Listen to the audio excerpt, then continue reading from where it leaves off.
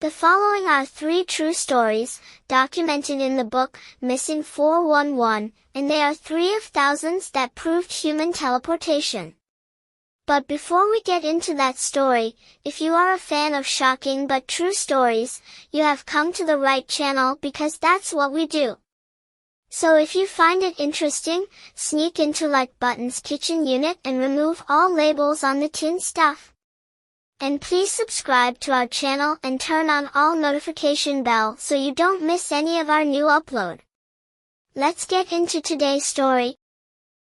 May 14th, 1950, 2-year-old Jackie Copeland was playing with his three older sisters at a picnic in Pleasantville, Pennsylvania. This picnic was for Jackie's father's company, so there was lots of parents and lots of other kids there, and it was located on this hillside that was right up against a very swampy forest. Jackie's parents had been keeping an eye on Jackie and his three sisters while simultaneously trying to have conversations with some of the adults. And at one point, they got so sucked into a particular conversation that for a little while they were not looking at their kids. And when they finally stopped talking to this person and turned to look, Jackie was gone. In a panic, the parents rush over to the daughters and they ask them, where's your brother? Where's Jackie? And they say, oh, we don't know. And the parents turn around and it's just a sea of people and other kids and it's just chaos. And so Jackie's father just yells to the group, I can't find my son. Help me find my son. And so very quickly, the whole picnic starts looking for Jackie Copeland. After about 15 minutes, when over 100 people looking could not find any trace of Jackie, his parents called the state police. The police showed up in force with bloodhounds and they began looking all around the area, but the dogs couldn't pick up a scent, and they, like the rest of the hundreds of volunteers, could not find any indication of where Jackie might have gone. The assumption was he must have wandered off into the forest, but after being in the forest and looking around and seeing how difficult it was to navigate because it was basically just this big swamp, they figured we're bound to run into him here because he just can't have gotten very far. But that night when the sun went down, they still hadn't found Jackie and they still had no leads. And so the police and most of the volunteers had to suspend the search until the next day when there was daylight. And so Jackie's parents and some really hardcore supporters, they stayed out all night just yelling for Jackie and continuing to look, even though it was nearly impossible with no light. The following morning, when the search was picked up again, there was a crew of people that were way outside the boundaries of what was considered the main search area. They were 2 miles into this swampy forest at this oil repressuring plant. The plant itself was situated on this one stretch of dry land in the middle of this forest, where basically all around it was this impassable, almost moat-like swamp where the water was particularly deep right around the edges. The searchers were not on plant property. They were on the other side of that deep swamp water, just looking at the plant. And one of the searchers happened to notice a child was poking their head around the back of a tree that was right next to the plant. It was like the child was peering at the searchers before tucking itself back behind the tree. The searchers couldn't believe it and they rushed over to the plant, and sure enough, it was Jackie Copeland. Jackie was sent to a hospital and a doctor examined him and said he just had a couple of scratches on him, but other than that, he was in great health. A local newspaper called the Logansport Press followed up with the Copeland family after they were reunited with their son, and they wanted to know what everybody else wanted to know. How did your son get through 2 miles of impassable swampland onto this plant that even adults have difficulty getting to? In the article, the parents said after they got their son back from the hospital and they got him home and, fed and cleaned up, they asked him, what happened? How did you get where you got? And they would say, although he's 2 years old and he spoke in, child speak, kind of like child gibberish, his story was very consistent every time they asked him, and they asked him repeatedly. And so his story was, they were at the picnic and he was looking into the forest and he saw someone peering from behind a tree at him. And Jackie felt like this person or this creature wanted him to come into the forest. And so he got up and he walked to the forest. And as he got closer to this creature or person behind the tree, they scampered farther into the forest. And so Jackie pursued them. And so as Jackie continued to walk towards this person or creature who kept vanishing farther and farther into the woods, he said he reached an area that he called the awful dark. And when he was in the awful dark, he said there were all these wild animals around him that he couldn't see that were howling and barking at him, but they wouldn't get closer to him because he was with a giant. And this giant led him through the forest and led him to this plant. While it's easy to discount this story because it's being told by a 2-year-old who does not understand everything they just went through, what's not easy to discount is how Jackie wound up 2 miles away on this plant which meant he would have crossed a 2-mile stretch of impassable swamp. That's what the police were saying. That's what the searchers were saying. It's not possible for a 2-year-old to cover this distance. So the only rational explanation is Jackie had help getting to this plant. And it's also interesting to consider the fact that when Jackie was found by the searcher at the plant, he described Jackie as peering from behind a tree, like he was kind of hiding from the searcher. It's the same behavior that Jackie described this person or creature doing to him when he was at the picnic. And so between Jackie's story staying fairly consistent for a 2-year-old and him mimicking the behavior of that person or creature he saw in the tree line, it's led people to speculate that while Jackie certainly may not understand who or what was calling him into the woods, that there's a real possibility that there really was someone or something that was watching Jackie from the tree line and got him to come into the forest. On February 7th, 1970, 16-year-old Jeff Haig was hiking along the Appalachian Trail with his Boy Scout troop. Jeff had been a Boy Scout for 3 years, and he had been on similar hikes in the past, and so he was very comfortable with hiking, with camping, and being outdoors. The hike they had planned was only about 2 miles long, and it was a beginner trail that was very well marked, and it was broad daylight, so it was a very easy hike to make. About 3/4 of the way through their hike, the Scoutmaster had the group stop and sit down and take a break, and Jeff wound up being the last one to kind of make it into this rest stop. He had kind of fallen behind the group. He looked tired and ragged, and the Scoutmaster asked him, are you okay? Do you need food? Do you need water? And Jeff would say he's just fine. He's just a little bit tired. And so after a few minutes, when the group was getting ready to stand back up again and start hiking again, one of the senior scouts was not done eating. And so they asked the Scoutmaster if they could be the last to leave the site and meet up with them farther down the trail. Scoutmaster said that was fine. We're pretty close to the end of the hike anyways, and so we'll see you in a few minutes. And so Jeff, the Scoutmaster, the rest of the troop, they all get up, they start hiking down the trail, while this one senior scout stays back to finish eating. After only a few minutes of walking down the trail, Jeff once again began falling to the back of the line until he finally stopped, and he called out to the Scoutmaster and said, he's not feeling great. He's going to sit down in the middle of the trail and wait for the senior scout, who he knew was still eating at the rest stop. He said he was going to wait for him to catch up with him, and then he and the senior scout would walk together the rest of the way. Now, at this point, the Scoutmaster's thinking they're only about, 5-10 minutes from the end of the hike. And so he didn't want him to sit there, but he figured, okay, he's tired. The senior scout's going to be coming through this really well-marked trail any minute, so not a big deal. And he told Jeff, no big deal, we'll see at the end. And so the Scoutmaster, along with the other scouts, makes their way to the end of the trail, which comes to an end in a parking lot. They turn around and they just wait for Jeff and the senior scout to come out of the trail. A couple of minutes later, the senior scout emerges, but there's no Jeff. And so the Scoutmaster goes over to him and he says, where's Jeff? And the senior scout is like, what? I didn't see Jeff. I was alone, and then I walked down the trail and I didn't see anyone. And so the Scoutmaster's like, Jeff was sitting in the middle of the trail, like maybe a couple 100 meters away from you. He was waiting for you. And the senior scout says, no, I didn't see him. And so in a panic, the Scoutmaster and the rest of the scouts ran back up the trail because it wasn't that far to get back to that rest stop.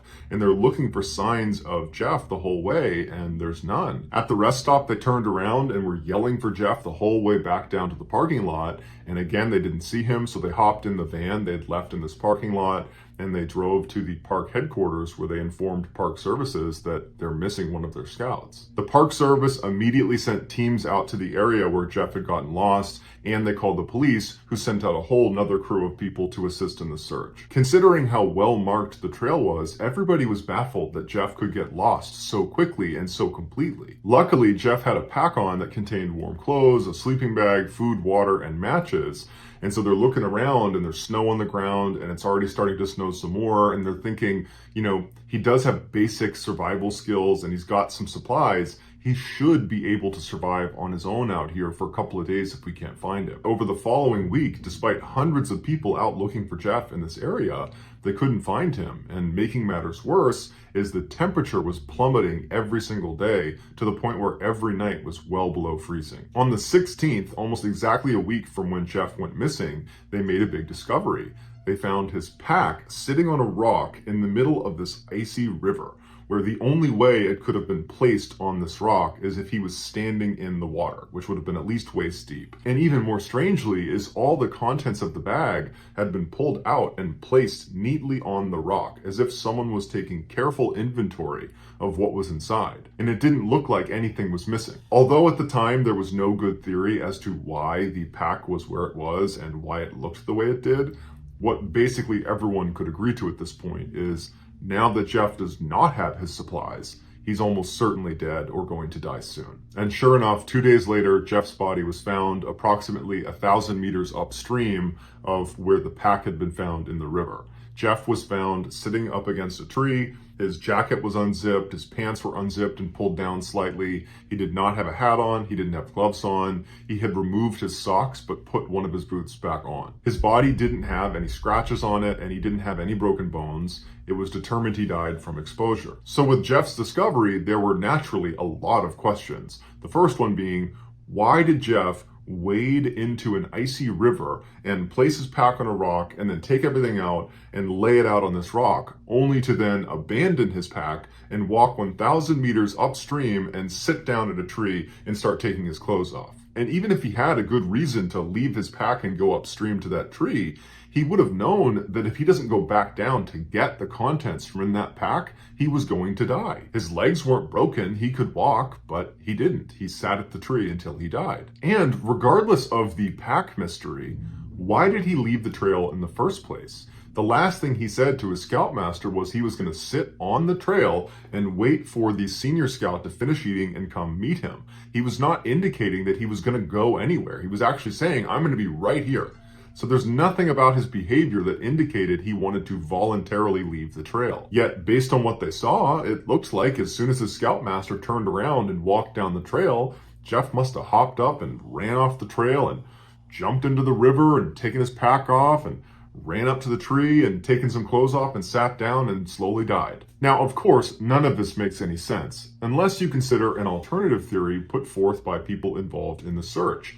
And that was Jeff was abducted. In that moment of time when he was sitting on the trail and his scoutmaster had walked away and the senior scout had not finished eating yet, so had not seen Jeff yet, while he's sitting there by himself, somebody was in the tree line watching Jeff, saw this moment of weakness and rushed up and took him. That theory does explain a lot of the strangeness around the scene where Jeff was found, but it requires someone to abduct Jeff for no clear reason. They weren't even interested in Jeff. They brought him down to the tree and then were just kind of curious about him. They didn't physically harm him. They kept him from going anywhere, and that ultimately harmed him, but there were no marks on him. He was not attacked. And then after he passed, or shortly before, they just took his pack and were rifling through it and putting it on the rock and looking at each piece inside the pack, but they didn't take anything. They left it where it was. And then they vanished. But what kind of a person is just hanging out along the Appalachian Trail, randomly abducting people and toying with them as if they're a child toying with an ant?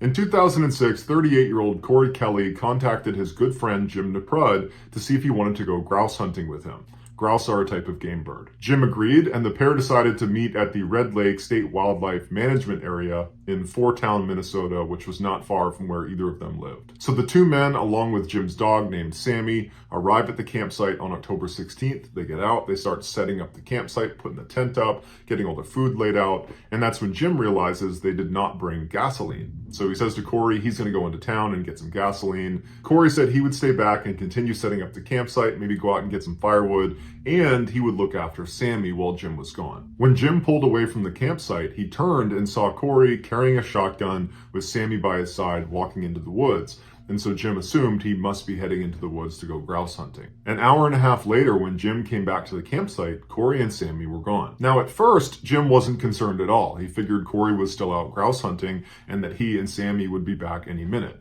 And so Jim hops out of his truck and he continues setting up camp. He goes out and gets some firewood. The whole time he's kind of looking around the woods, waiting for Corey and Sammy to, make a sound or show themselves.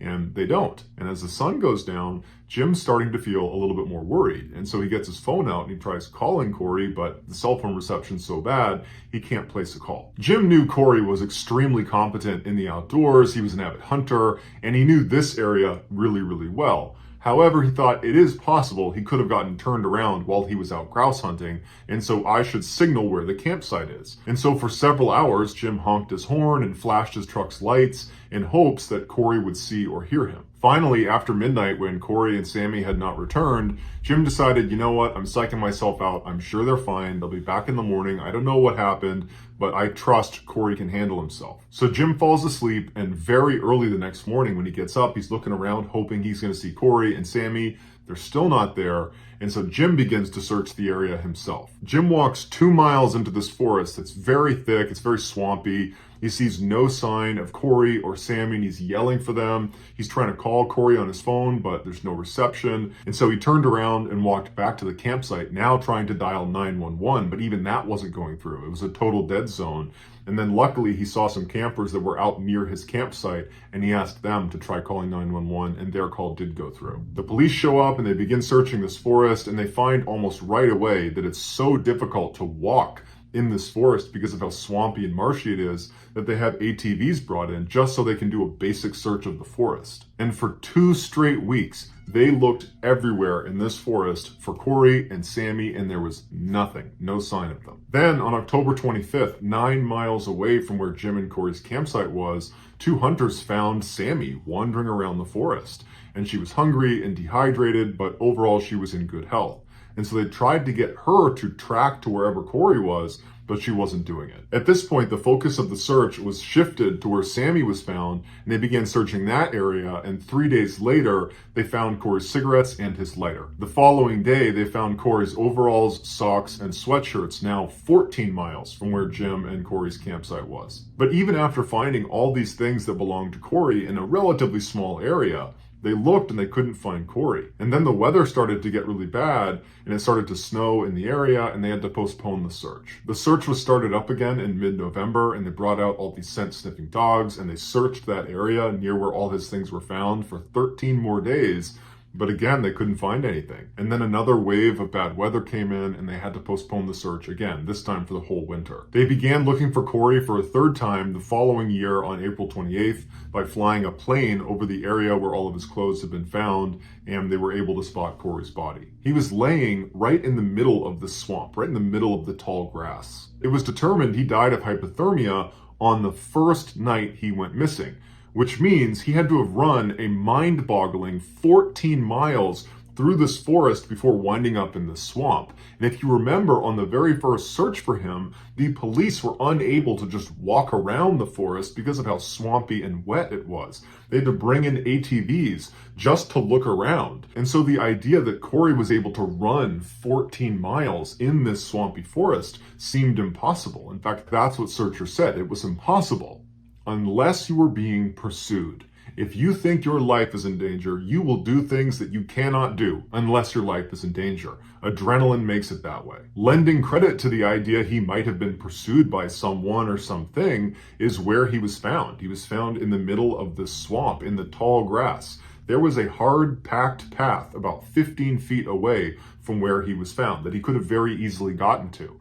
But he chose to be in the swamp, in the tall grass. So you got to ask yourself, if you were in Corey's position and you had the choice between standing in knee-deep water in the middle of a swamp in the tall grass where there are other dangerous predators in the swamp, or you can just stand on a path and be safe, which would you choose? Well, obviously you'd choose the path under normal conditions, but if you were trying to hide from someone, you might choose the tall grass. The last time Jim saw Corey, he was walking into the woods with Sammy carrying his shotgun. But when they found Corey in the marsh, there was no gun. And in fact, that gun was never recovered. But they did find an expended shotgun shell casing basically along the path they think Corey took to get to the marsh. He did have his cell phone on him, but from what I read, it looked like either he didn't use it or he just never had any service. Corey's death was ruled an accident, even though many people believe it's far more likely he was being pursued by someone or something, because it's just not normal human behavior to, in the middle of the night, get up and run 14 miles through a swamp.